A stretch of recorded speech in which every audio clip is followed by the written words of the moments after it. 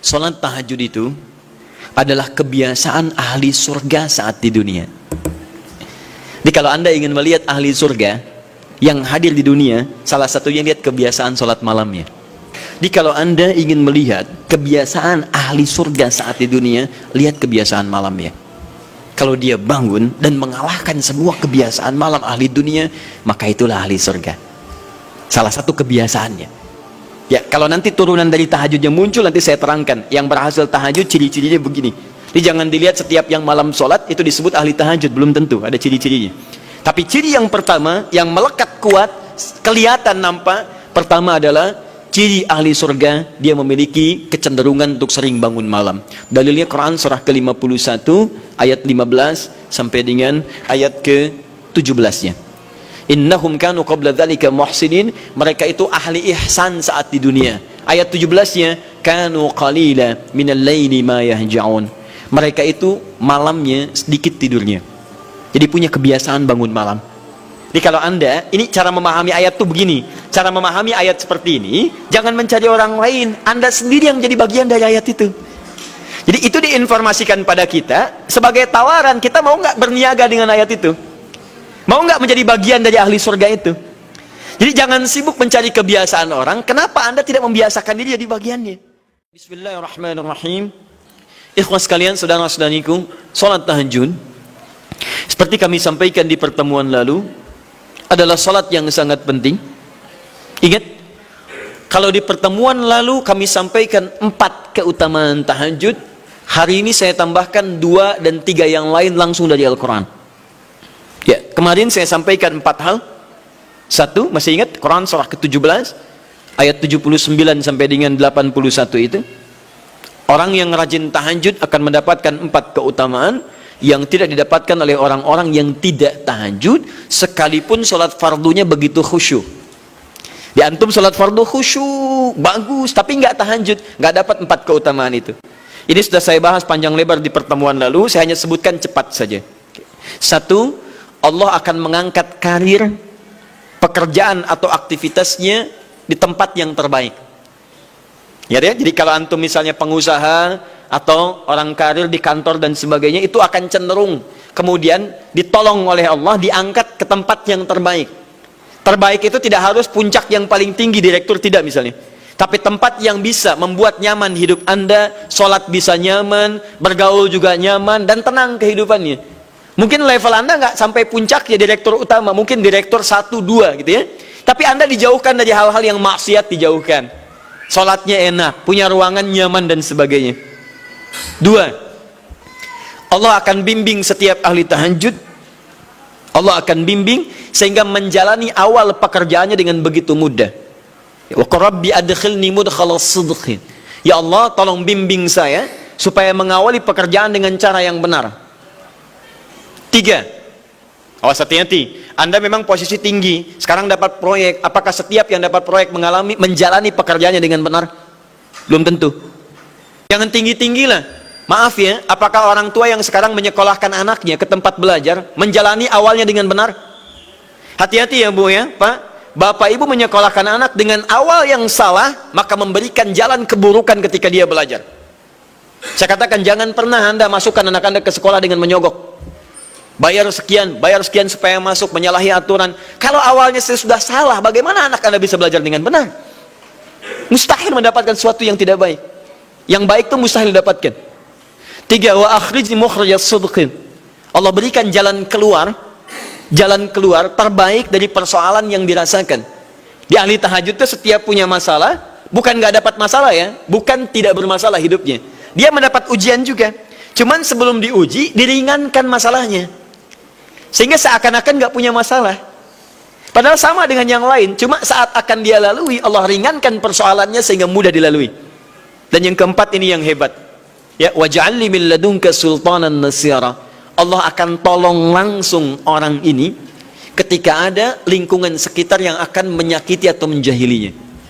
Kalau diisengi orang, diganggu orang, dan sebagainya, ini orang-orang seperti ini langsung mendapatkan perlindungan dari Allah Subhanahu wa Ta'ala.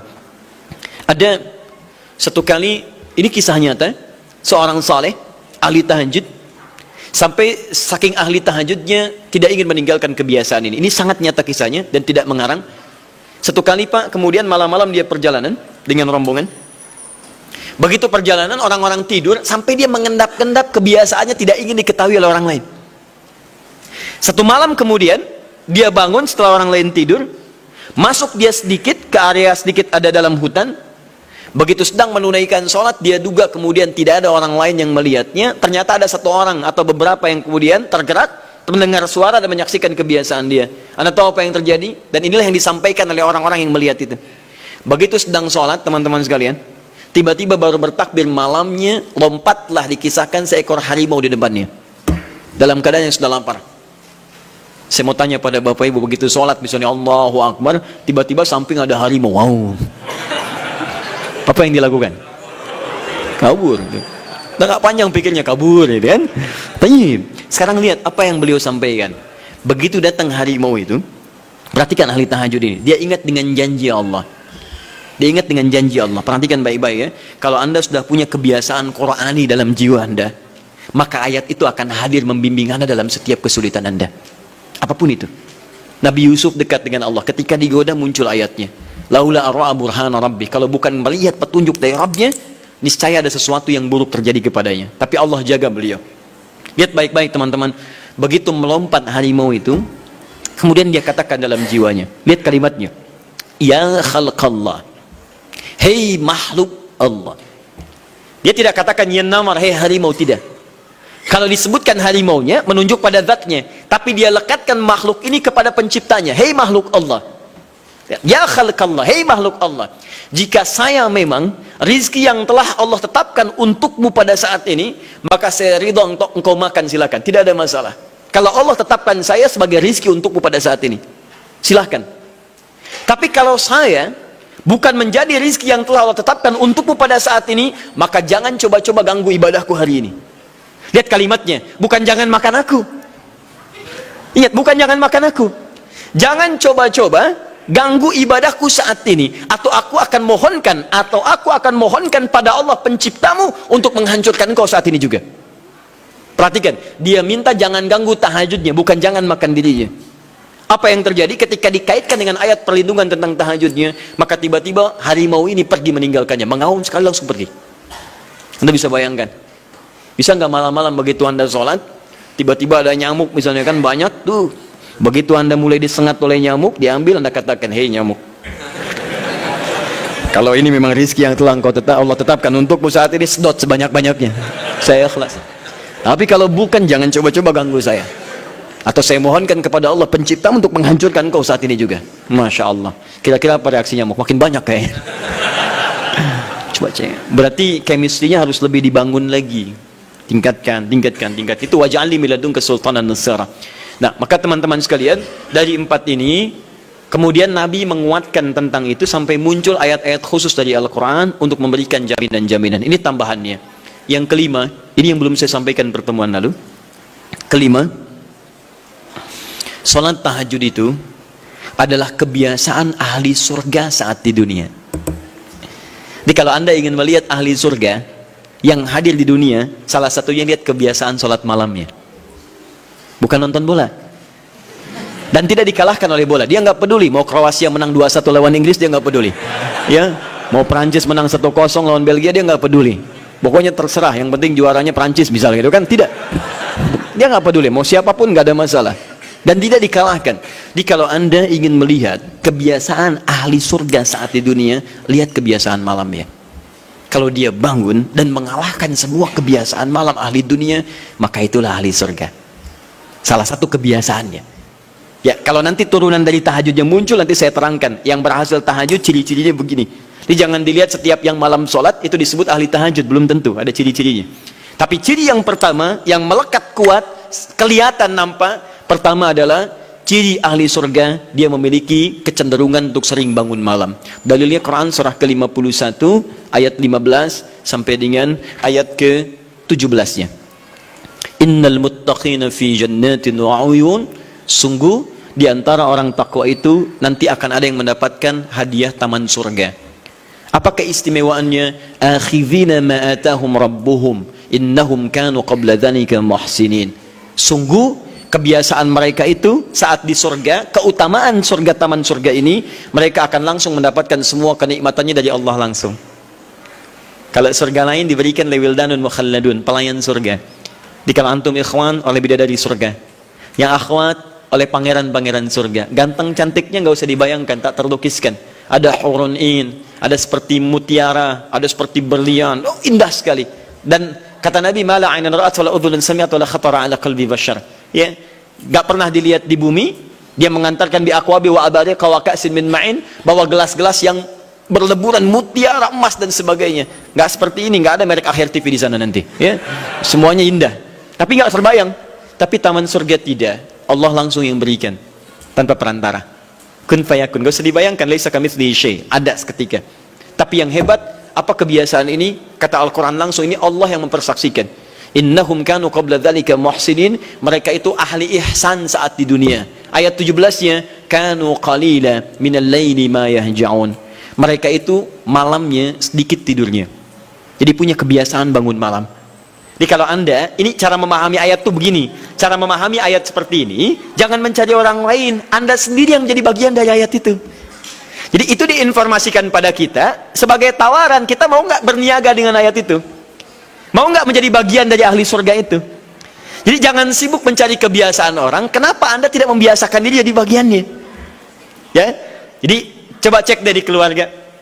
Ada nggak sudah jadi bagian dari ahli surga di keluarga Anda? Sekarang pulang ke rumah, coba lihat dari sekian orang yang ada di rumah berapa yang bangun? Mula-mula cuma 2 orang, menikah suami istri belum bangun. Allah kirimkan anak belum bangun. Sudah ada cucu belum bangun. 10 orang di rumah nggak ada yang bangun. Masa satu pun nggak ada yang jadi ahli surga? Ayo coba. Makanya karena saking tingginya ayat ini, Nabi sampai membangunkan istrinya, membangunkan menantunya, membangunkan anaknya Fatimah Az-Zahra, menantunya Ali bin Abi Thalib. Dibangunkan oleh beliau, ayo bangun, bangun, bangun. Saking inginnya keluarga Nabi terpancar cahaya surga sejak mulai di dunianya. Teman-teman pulang ke rumah ya, coba lihat tuh. Anak-anak di pesantren kalau pulang dan sebagainya, malam bangun nggak dia? Coba biasakan, bangun, bangun, bangun. Dan Anda akan rasakan hal yang sangat berbeda. 2. Tadi tambah 1 ya, berarti 5. Sekarang yang ke-6. Orang-orang yang rajin bangun malam, itu orang-orang yang mendapatkan pujian langsung dari Allah Subhanahu wa ta'ala. Jadi kalau Anda ingin melihat orang yang dipuji Allah, itu lihat orang yang sering bangun malam, tahajud. Di antara dalilnya, Quran surah ke-32 ayat ke-16. Tatajafa junubuhum 'anil madaji' yad'una rabbahum khawfan wa tama'a wa mimma razaqnahum yunfiqun. Setelah kita sujud itu ayat sajadah, Allah terangkan. Itu indah sekali kaitannya. Nih, di antara orang sujud ini ada yang lebih hebat lagi. Kalau Anda sholat subuh baca misalnya ayat sajadah, sujud, Allah terangkan. Di antara sifat orang yang rajin sujud ini adalah orang-orang yang rajin tahajud. Tatajafa junubuhum 'anil madaji'.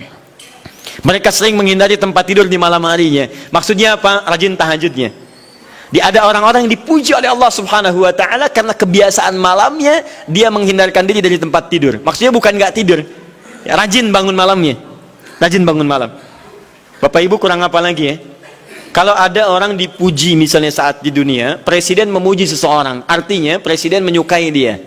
Artinya presiden menjamin kemudahan baginya. Kalau ada orang yang dipuji Allah, artinya Allah mencintai dia dan menjamin kemudahan dalam kehidupannya. Maka dekati orang-orang seperti ini.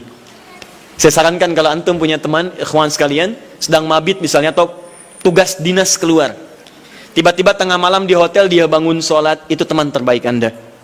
Saya katakan pada Anda, tandai orang ini dan dekati dia saat di kantor.